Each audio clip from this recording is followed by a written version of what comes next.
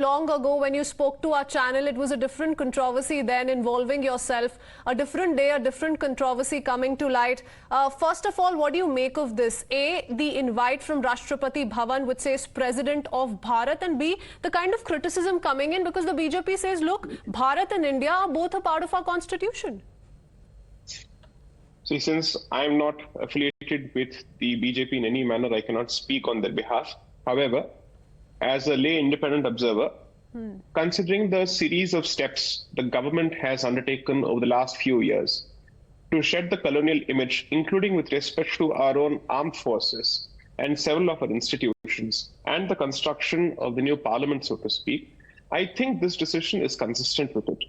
Second, as has already been pointed out, the word Bharat or the name Bharat already finds mention expressly in Article 1 of the Constitution to the extent of saying India, that is Bharat, which is that India doesn't have an identity outside of Bharat. If you go through the Constituent Assembly debates surrounding the framing of Article 1 of the Constitution, you will see that this name was chosen after a lot of deliberation at the fag end of the framing of the Constitution, after everything else was done. It was one of those instances where the Namkaran was done after everything else has happened. So I don't see a problem with the name. It is the name of this particular civilization. Bharat is the successor to the Bharatiya civilization. It is the successor state. Surely we can't be calling Pakistan or Bangladesh a successor state to Indian civilization, right?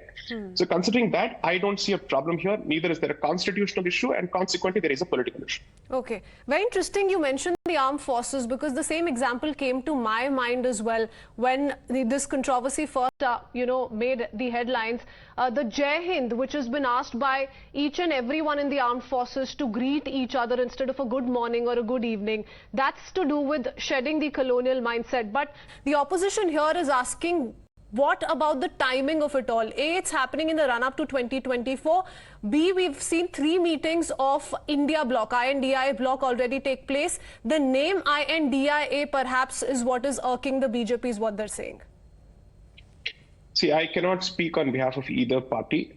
As far as I'm concerned, any decision taken in an already volatile political atmosphere will be questioned on the basis of timing.